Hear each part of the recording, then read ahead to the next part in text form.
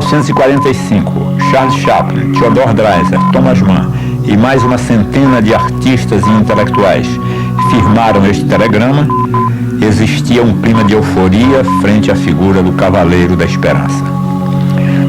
Sua marcha revolucionária através do Brasil, entre os anos de 1924 e 1927, já era conhecida em quase todo o mundo. O contraste da imagem do jovem guerrilheiro de 27 anos para com a do prisioneiro de 47 anos, encurralado, incomunicável, mobilizou artistas, poetas, intelectuais, políticos e operários de todas as partes do mundo num grande abaixo-assinado que exigia sua liberdade.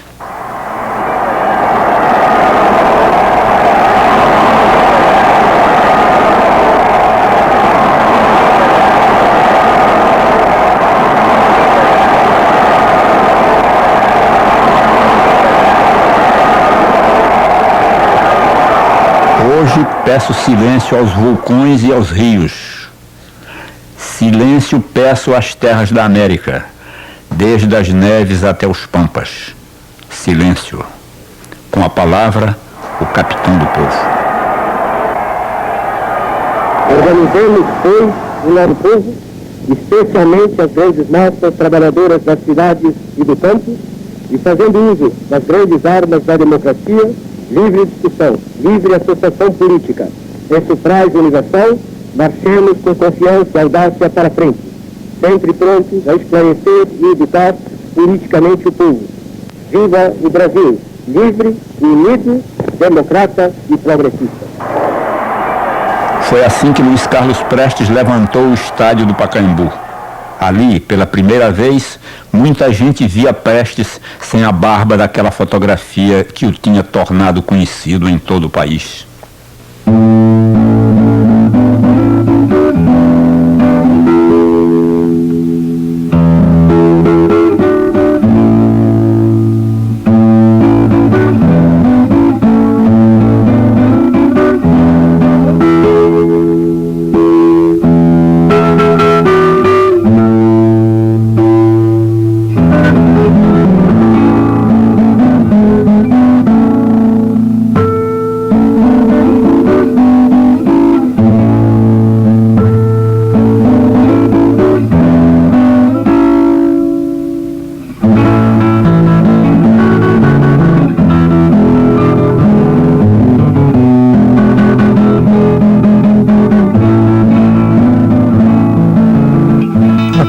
Do Prestes, passou o Turvinho, o Turvo Grande, passou e foi a Santa Catarina e de lá foi indo.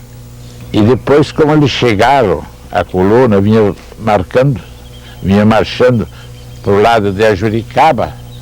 Aqui. Isso é aqui para ali, tá aqui. No Brasil, em 1924, aconteceu a mais longa marcha militar da história da humanidade. Sua trajetória, cruzando 13 estados brasileiros e percorrendo quase 25 mil quilômetros, é maior em extensão do que a marcha liderada por Alexandre o Grande, que no ano 323 a.C. venceu os persas e cruzou o Mediterrâneo e o Egito, seguindo em direção à Índia. Mais longa também que a de Simão Bolívar, que no século XIX marchou contra os colonizadores espanhóis e atravessou a Colômbia, a Venezuela e o Peru. E mais recentemente, Mao Tse-tung levou 8 meses para cruzar a China em sua grande marcha. A coluna Prestes, a mais extensa de todas as marchas militares, durou 2 anos e 3 meses, lutando contra o governo de Arthur Bernardes. Liderando a marcha de quase 1.500 homens, o comandante Luiz Carlos Prestes. Ele era um homenzinho pequeno, baixinho. É um homenzinho miúdo, bem grande a barba, só.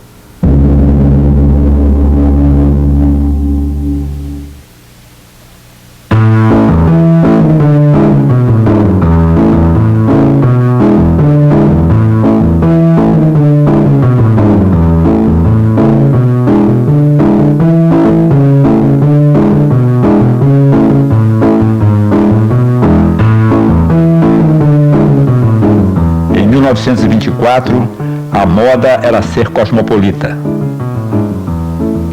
No antigo Palácio das Águias, depois Palácio do Catete, atual Museu da República no Rio de Janeiro, governava o presidente Arthur Bernardes e o Brasil sofria a influência da corte europeia. Londres e Paris eram nossos espelhos na época. Nos anos 20, a ideia do cosmopolitismo era defendida principalmente por Graça Aranha, que apoiou a Semana de Arte Moderna de São Paulo, quando o Brasil pretendia mostrar ao mundo que tinha personalidade própria. O país assistia ao surgimento de grandes intelectuais que iam exercer um papel importante na formação da nossa cultura. Nas letras, destacam-se Oswaldo de Andrade e Mário de Andrade. Na pintura, de Cavalcante e Tarsila do Amaral. Na música, Pixinguinha e Vila Lobos.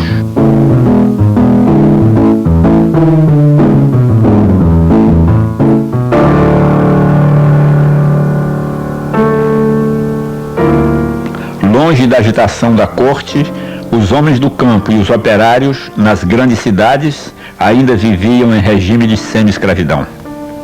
Em 1920, o Brasil tinha uma população de 37 milhões de habitantes, mas apenas 8 milhões eram alfabetizados. Enquanto a República Velha, chefiada por Arthur Bernardes, continuava a encher os salões e os cafés, focos de conspiração se espalhavam pelos estados de Minas Gerais, Rio Grande do Sul, Paraíba e Rio de Janeiro.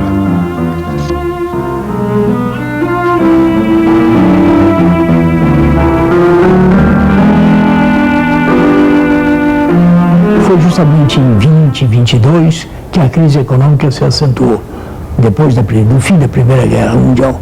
Então, os salários dos oficiais, principalmente dos jovens oficiais que haviam saído da escola militar, tenentes, aspirantes, era muito pequeno, era muito apertado. De outro lado, os melhores estudantes da escola militar tinham feito um estudo da Primeira Guerra Mundial e sabiam as armas novas que haviam aparecido, a nova técnica que havia aparecido na Primeira Guerra Mundial. Quando chegavam aos quartéis não encontravam nada disso, então ficavam decepcionados, porque a única arma que existia no Exército Brasileiro era o fuzil Mauser, né? Não havia uma metralhadora pesada, não havia um tanque, não havia um avião, né? Nada. Então era uma decepção muito grande. Tudo isso criava um ambiente de descontentamento, além das questões gerais, né? A falta de justiça no país, a justiça no Brasil sempre foi um poder corrupto, né? Terrivelmente corrupto.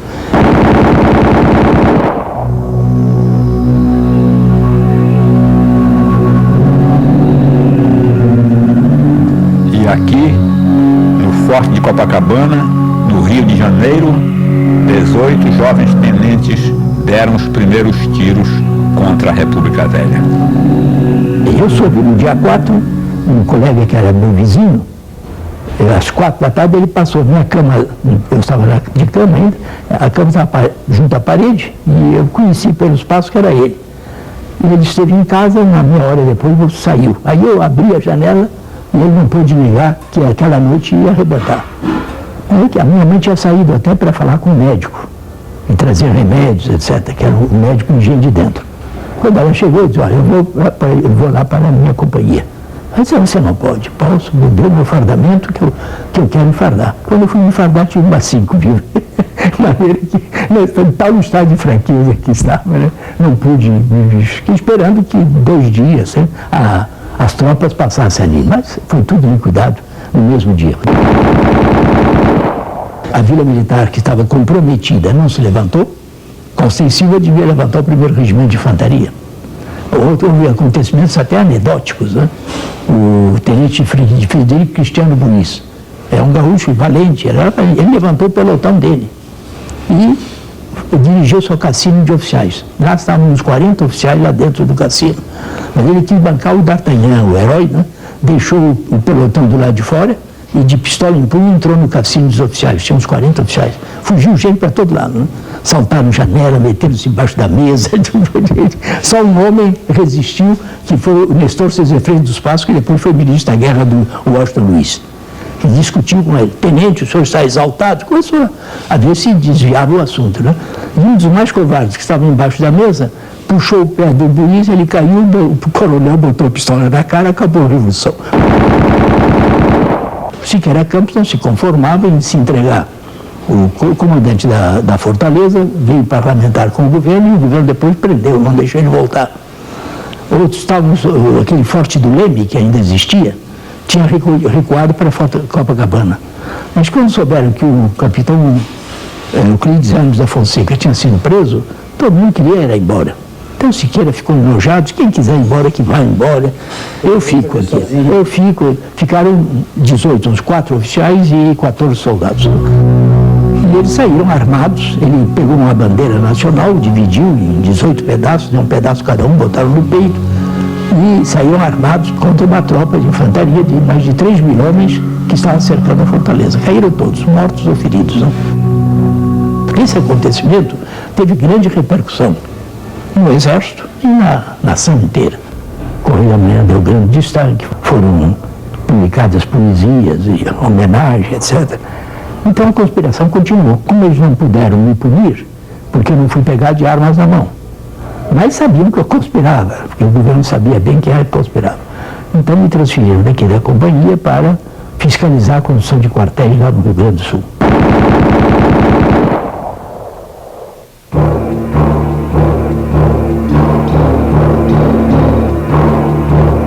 Com o fim da Primeira Grande Guerra Mundial, a vida no Brasil rapidamente tornou-se cara. As dificuldades de importação e exportação aceleraram a industrialização de São Paulo e fizeram crescer o movimento operário. Em 1924, só em São Paulo, estouraram quase 900 greves por melhores condições de vida e trabalho. A cidade havia se transformado no principal foco de conspiração e, mais uma vez, foram os militares que empunharam as armas contra a República Velha.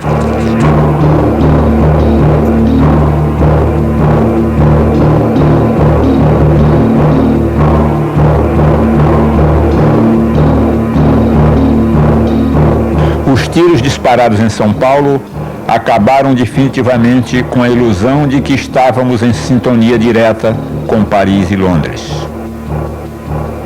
A alma do levante em São Paulo foi o Joaquim Távora. Conspiraram aí durante 2 anos e no dia 5 de julho de 24 foi que se deu a chamada Revolução de São Paulo, dirigida pelo general Isidoro Dias Lopes, o Joaquim Távora, o Juarez, o Miguel Costa levantou a polícia militar, tomaram conta da cidade. E a cidade foi sitiada por tropas muito superiores às que estavam lá dentro. E começaram a bombardear a cidade, particularmente nos bairros operários, né? À noite. O Exército Brasileiro fazia isso. Foi quando o Isidoro achou que o melhor era retirar de São Paulo para a população não sofrer aquele bombardeio que estava prejudicando, estava morrendo gente inocente. Isso aí fez uma retirada em ordem, através da Paulista, né? Prepararam bem no dia 27, toda a tropa já tinha se escoado lá para o Rio Paraná.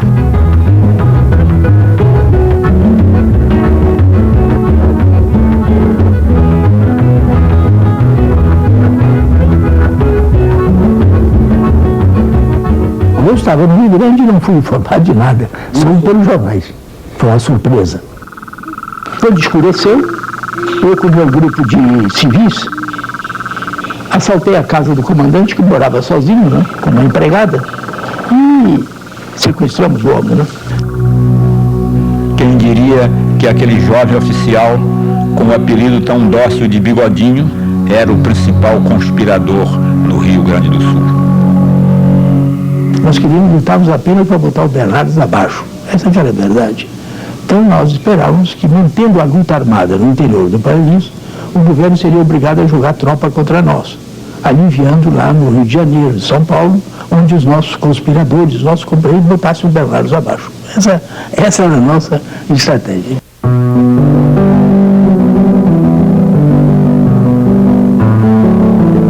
29 de outubro de 1924.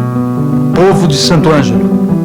Há 4 meses a fio que os heróis de São Paulo vêm se batendo heroicamente para derrubar o governo de ódios. Todo o Brasil deseja a vitória dos revolucionários. porque eles querem que o voto do povo seja secreto, que a vontade soberana do povo seja uma verdade respeitada nas urnas, porque eles querem que sejam confiscadas as grandes fortunas feitas por membros do governo à custa dos dinheiros do Brasil. Querem que os governos tratem menos da politicagem e cuidem mais do auxílio ao povo. Todos sabem hoje, apesar da censura da imprensa e do telégrafo, que os revolucionários têm recebido verdadeira consagração por onde têm passado e que até hoje não foram batidos. Já é tempo de respeitar a vontade do povo. Já é tempo de restabelecer a harmonia da família brasileira.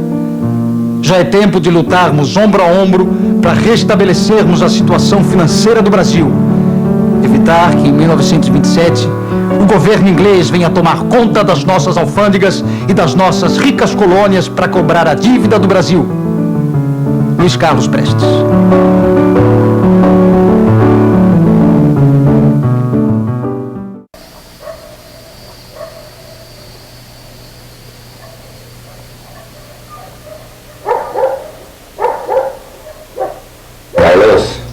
Vamos embora que já são 4h30 da manhã.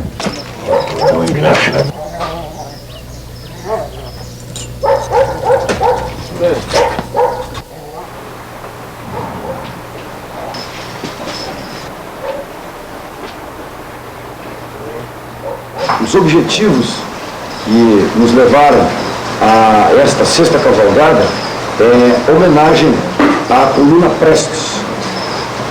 O objetivo principal é justamente o movimento que fez a coluna dentro do Rio Grande do Sul e uma parte de Santa Catarina.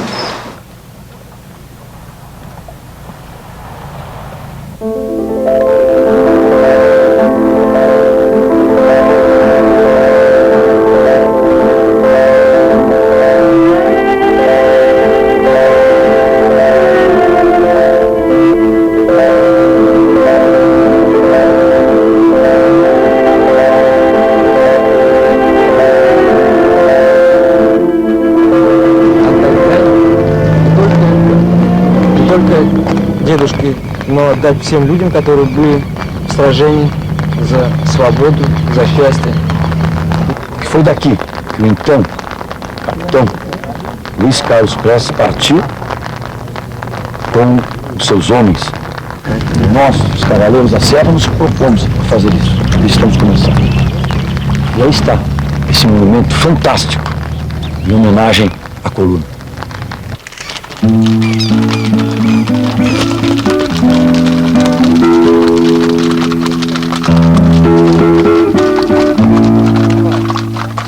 Em 1995, andei por todo o Brasil recolhendo documentos, objetos e entrevistando testemunhas da passagem da coluna Prestes. Naquela ocasião, conheci os Cavaleiros da Serra, com quem acertei no ano de 1997 percorrer as trilhas dos revolucionários, no trecho do Rio Grande do Sul a Santa Catarina, da cidade de Santo Ângelo até Descanso, percorrendo aproximadamente 400 quilômetros durante 15 dias. Para mim, foi o reviver de uma experiência. Assim, mais uma vez, vi os revolucionários saírem dos livros de história, das fotografias amareladas e ocuparem as estradas vicinais, revisitarem os lugares dos mais célebres combates.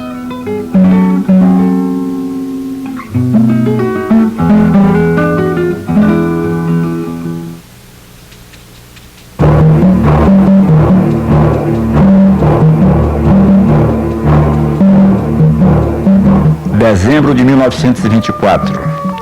14 mil homens, sob o comando do Estado-Maior do Exército Brasileiro, marcham sobre a cidade de São Luís Gonzaga, divididos em 7 colunas de aproximadamente 2.000 soldados cada.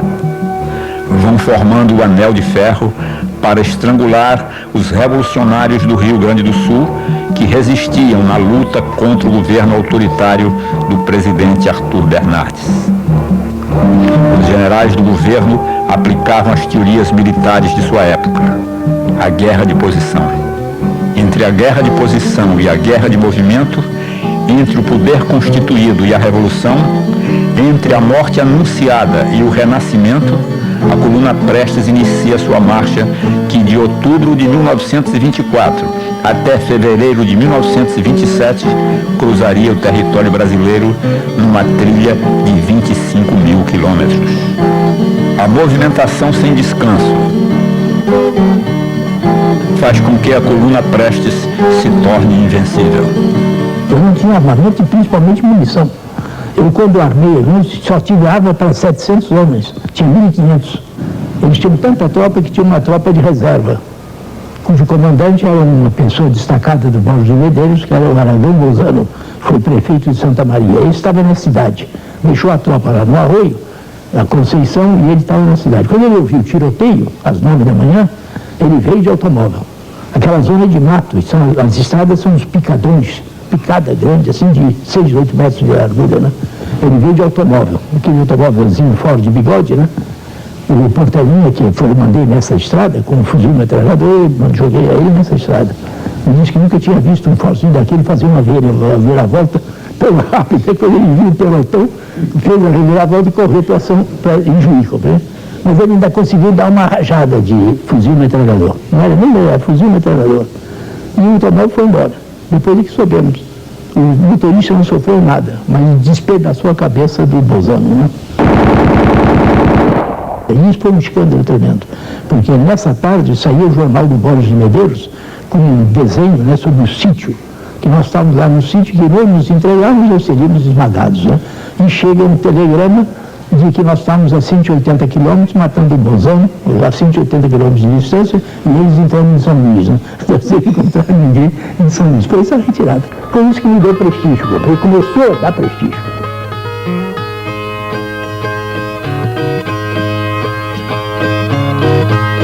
Seus olhos adivinhavam o pensamento da gente. Quando espiava pra frente, seus olhos tudo enxergava. Andou por todo o sertão, abriu estrada, facão, por onde ele passasse as coisas se endireitava. Quem era bom que ficasse, quem era ruim se acabava. Salve, comandante Prestes. Eu era piazote, mas eu dava muito valor para ele. Ele defendia a gente do perigo, né? Então, uma pessoa, como eu digo, eu considerava ele quase como um pai para nós. Marcha da coluna militar, assinalada pelos combates, ou de vanguarda, ou de retaguarda, ou de flanco, né? Porque eles nos atacavam por diversos lados, né?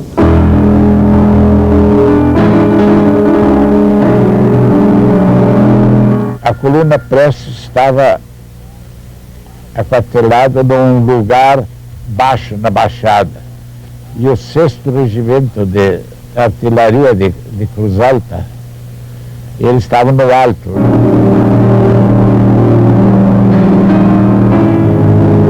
Tinha 600 homens na trincheira. Ficava ruim de tirar.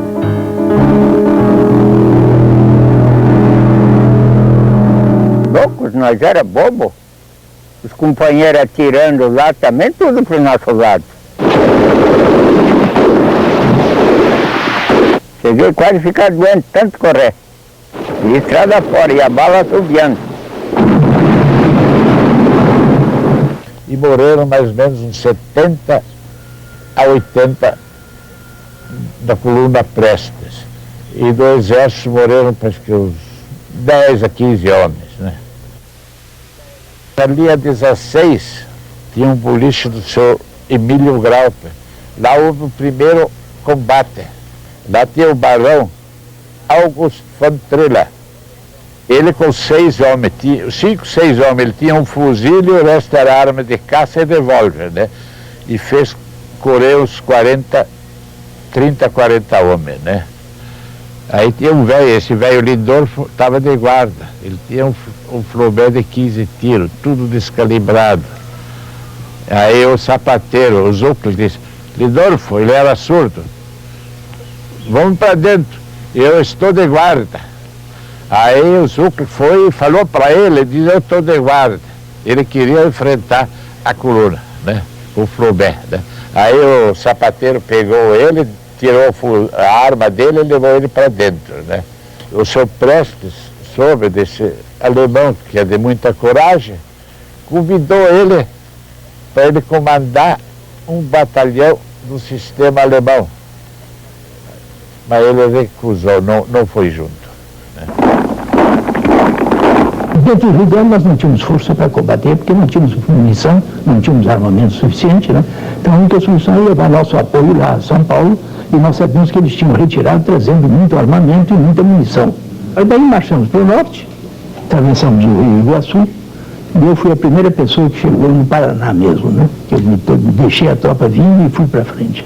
Chegando na primeira estrada de automóvel, já no Paraná, eu soube que o general Isidoro estava reunido em Foz do Iguaçu com os oficiais. Então eu pedi um carro e fui para lá.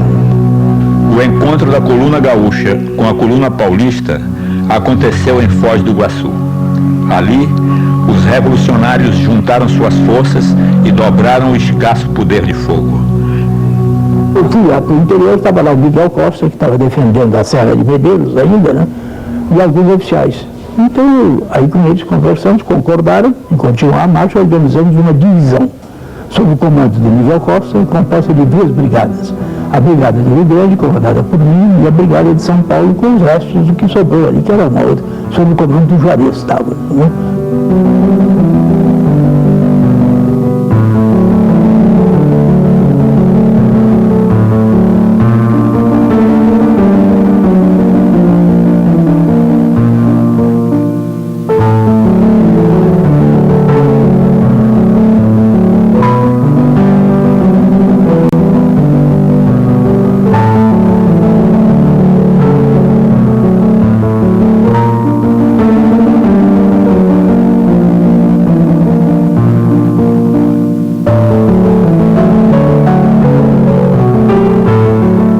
O que eu fazia muito era rebanhar cavalo e entrava em linha de fogo também.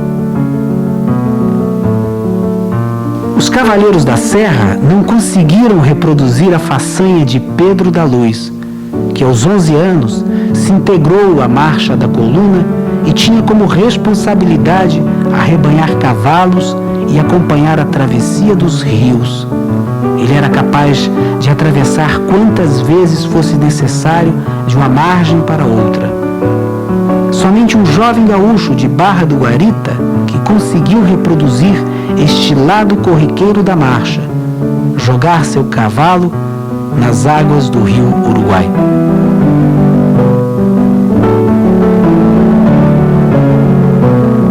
Nós estávamos convencidos que aqueles homens eram de uma fidelidade assombrosa. Né?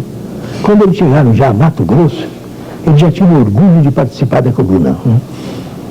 Então até eles diziam, né? De alguns soldados diziam, eu agora eu vou dar de beber meu cavalo já no Amazonas. Né? Que eles já pensavam em chegar até eram aventureiros, né? Que estavam com a febre da aventura. Né?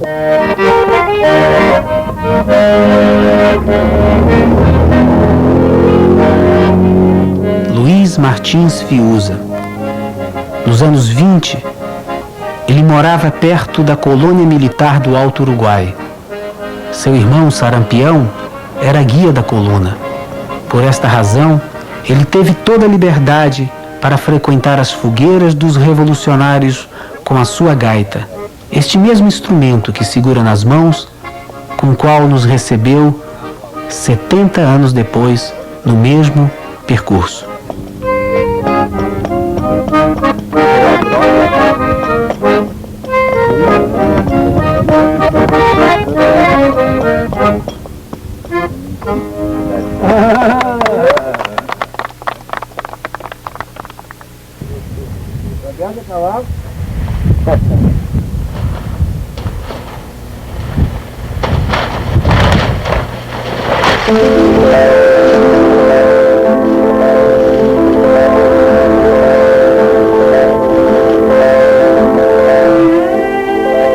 Na crueza das batalhas não se fechavam os olhos, nem se metia facão pelas costas do morto, não. Escarnava a carne de frente a frente até a degola se consumar. Rapazotes conhecidos por nada terminavam cheirando botas sem se ajoelhar nos combates da coluna Prestes. tombaram corajosamente centenas de homens e mulheres. Nós chegamos à margem do Uruguai.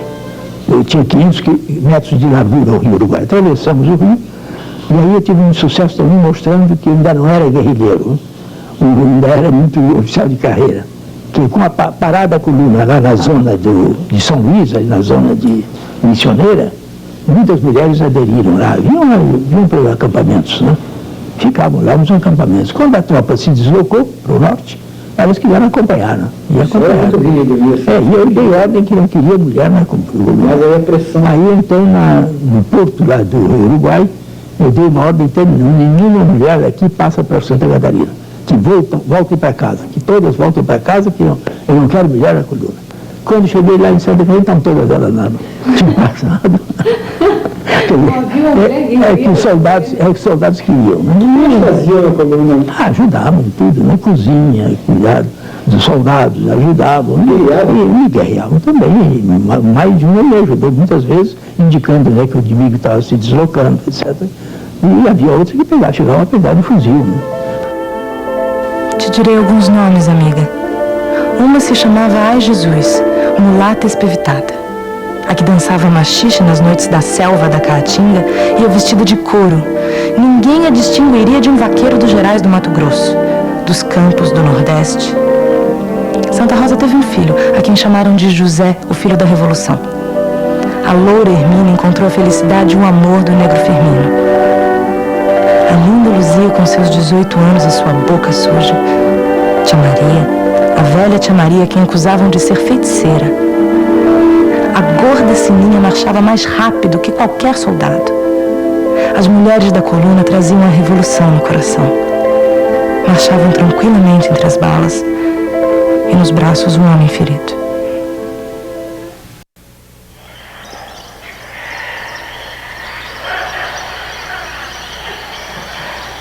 O Brasil, em 1924, ainda estava sendo desvendado por Cândido Rondon.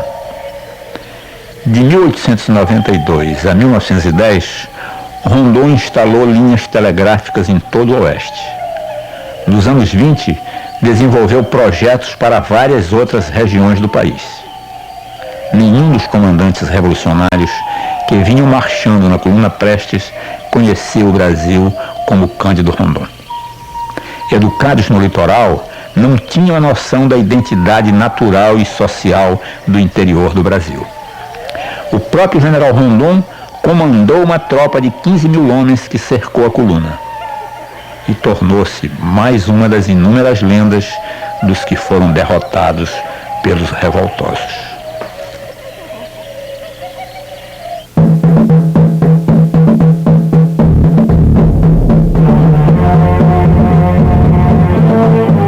Pernambuco, a coluna Prestes quase enfrentou outra lenda nacional.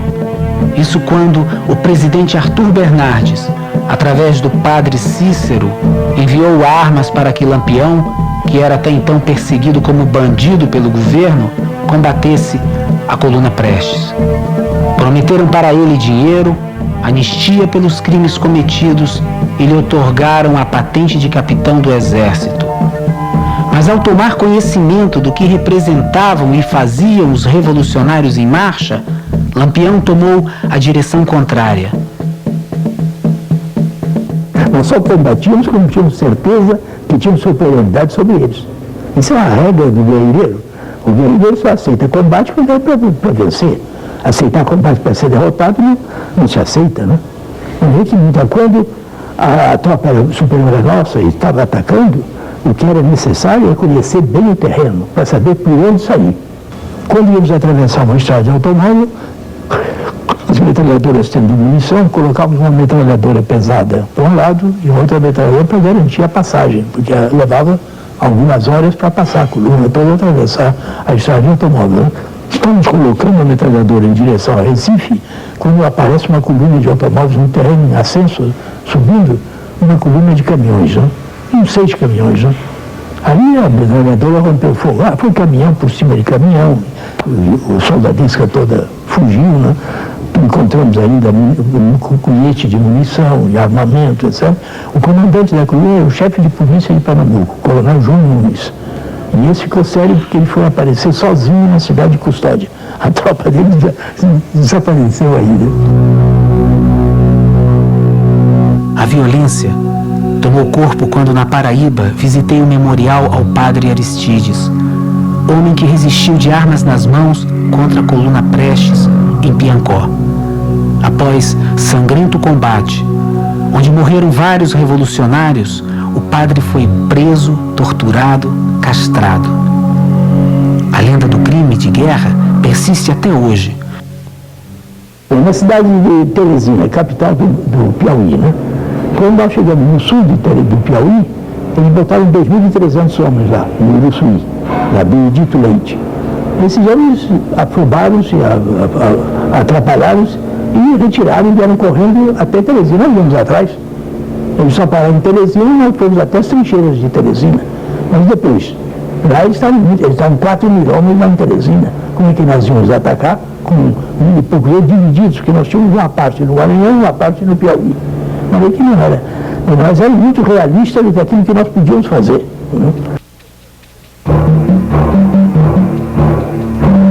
O governo empregou todos os seus recursos militares na tentativa de derrotar a coluna, sem resultados.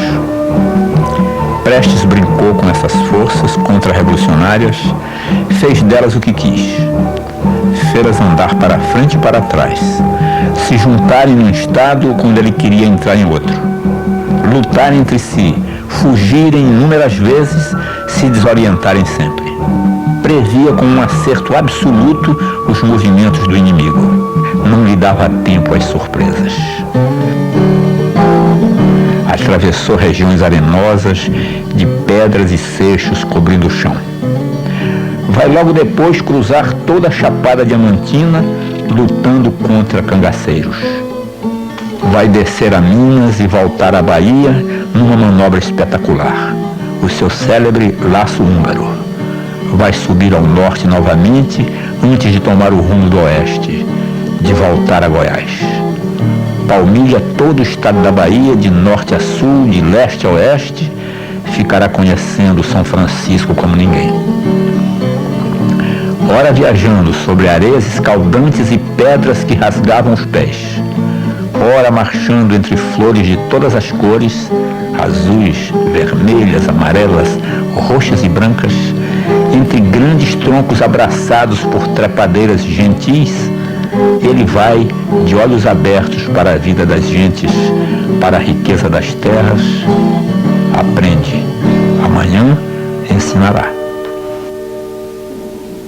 Foram dezenas de depoimentos que recolhi nas trilhas da coluna Prestes. A maioria daqueles que tinham presenciado os acontecimentos com seus próprios olhos. Na ocasião, conheci os ex-combatentes Hermogênio Dias Messa, Bruno Bissacó, Luiz Vieira Fagundes, Sarampião e Israel Marcelino Ramalho. Pedro Marques dos Santos, ao falar dos fatos, em nenhum momento escondeu as atrocidades cometidas por alguns soldados revolucionários que saquearam fazendas, mataram inocentes nos arredores de São Luís Gonzaga. Porém, ao terminar o depoimento, sentenciou: não existe guerra sem excessos, até porque ninguém vai à guerra com brandura. A história da coluna, em primeiro lugar, acrescentou um interesse que eu até então não tinha um interesse maior por conhecer mais a fundo a coluna Prestes, a história da coluna Prestes. Eu até confundi um pouco isso, de certo modo até para mim é um demérito como professor, eu confundi um pouco a história da coluna com a história do comunismo no Brasil. E não é isso, né? Os administradores iniciais não diziam porque consideravam a coluna inimiga.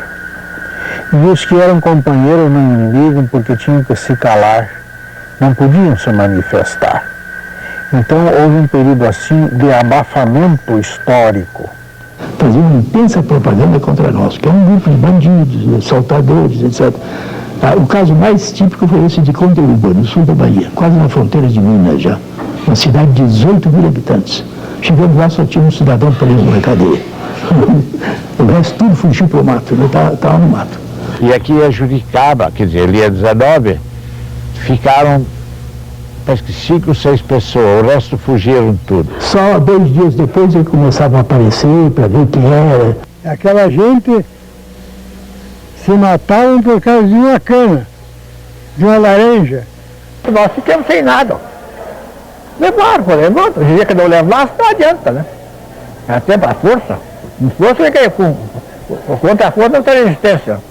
E era pior para nós quando o povo abandonava, né? Se o povo abandonava a cidade, nós não podíamos impedir que assaltassem as casas, roubassem, etc., porque quem controlava isso eram os próprios moradores. Né? Muita coisa se deu aqui que era coisa brava. Por exemplo, tinha um colono aqui, chegou, não sei se era militar ou era só acompanhante, paisano, né? Chegou lá e pediu, eu quero um churrasco, e dessa vaca, era a melhor vaca que ele tinha. Diz, mas olha, o senhor não quer um assado de leitão? Eu tenho uns leitão muito bonito, não me mata a vaca. Ele matou a vaca, ele tirou 2 quilos de carne mais ou menos e foi embora. Não era o Preste, mas aqueles que estavam juntos. Tinha muita gente que, em vez de ajudar, estragava. Desde que partiu do Rio Grande do Sul, em 28 de outubro de 1924, a coluna Prestes conheceu um Brasil cheio de contrastes, pobre, analfabeto e rico. Invencível, mas reduzida e cansada, a coluna encerrou sua luta e migrou para a Bolívia. O nosso objetivo era tirar o Bernardes. Nós estávamos só fazendo isso. Né? Depois, pouco a pouco, nas discussões que já fazíamos nos acampamentos, etc., e nos cuidávamos dos problemas brasileiros. Mas, na verdade, nós não tínhamos recursos para fazer mais, porque era uma tropa desarmada, um armamento precaríssimo e sem munição. Nesse interim é que eu fui vendo que era a miséria do povo brasileiro. Esse foi o aspecto positivo da coluna. Porque a miséria aí a mim me espantou, porque eu conhecia aqui o Rio de Janeiro, fui educado aqui no Rio, conhecia o Rio de Janeiro, não conhecia a miséria do nosso sertanejo, do nosso homem, do agricultor, etc. Eu via homens que me diziam cabelo branco, não sabia há quantos anos que ele não via uma nota de R$1.000, que não podia comprar uma enxada. Eu via esses homens ajoelhados no chão, lavrando a terra com uma faquinha de mesa, mais atrasado que o índio. O garoto, a criança, os meninos, chega a 12 anos, 14 anos, vê o pai naquela miséria, foge de casa.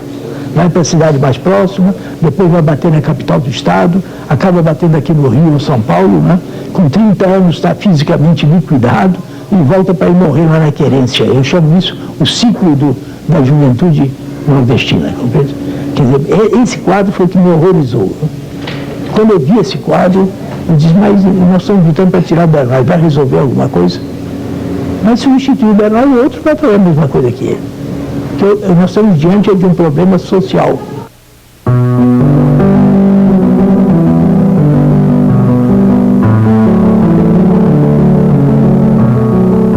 Prestes nasceu em 1898 na capital do Rio Grande do Sul. Teve seu pai envolvido na conspiração que culminou com o golpe de Estado que derrubou o Império e implantou a República no final do século XIX. Em 1924, Prestes guiou 1.500 homens por quase todo o território brasileiro, derrotando 40 generais do Exército Regular. Numa referência a um dos mais célebres generais de Napoleão, General Aucher, foi denominado de Chevalier d'Espérance. Mais tarde, em 1935, também de armas na mão, combateu o fascismo implantado por Getúlio Vargas. Derrotado, preso, teve sua mulher, a comunista alemã Olga Benário, grávida, entregue à Alemanha nazista e assassinada num campo de concentração. Ao ser anistiado, 9 anos depois, foi eleito senador, mas alguns meses depois teve seu mandato cassado.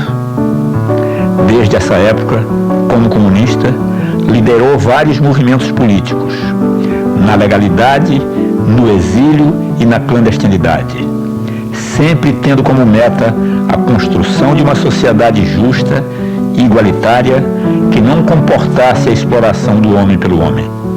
Sua vida foi uma guerra de movimento. Pela vitória da democracia, o Brasil e os demais países vizinhos da América Latina.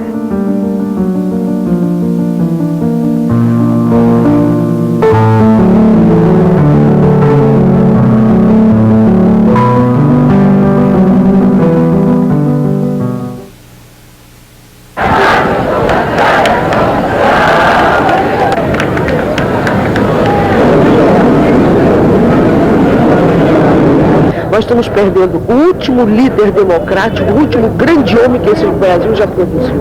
Um homem que sacrificou a vida inteira, lutou, atravessou o Brasil de lado a lado, brigando pela liberdade, e principalmente que era um homem digno, decente, pobre, um homem que todo mundo deve respeitar. Chamo-no Cavaleiro da Esperança, nome que o povo lhe deu. Estrela da noite negra, temporal do povo, raio na escuridão, vento noroeste que sacode a tirania. Cavaleiro da Esperança, Luiz Carlos Prestes. Acho que peças é o mais importante, talvez, da história do Brasil e desse século, seguramente. Então nós estamos aqui, nossa turma está aqui, ela está começando a viver. É como se ela estivesse pegando de Prestes toda essa beleza que foi a vida dele para carregar na vida dela também. Ele deixou muita esperança que o povo tem que aprender a lutar, tem que lutar. Sem luta não consegue nada. A luta dele, o exemplo dele é para a juventude. De norte a sul, de leste a oeste, o povo todo grita, Luiz Carlos Prestes.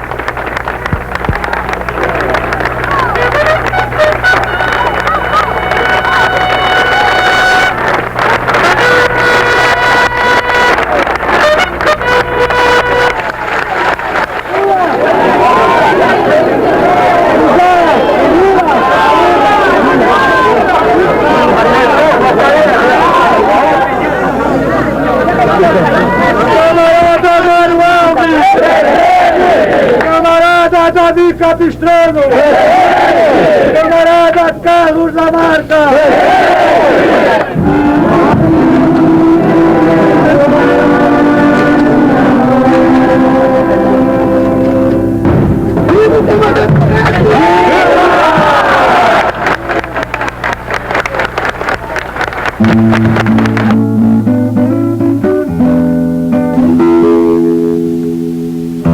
Eterno no mundo, só o povo e a memória de seus heróis e de seus poetas.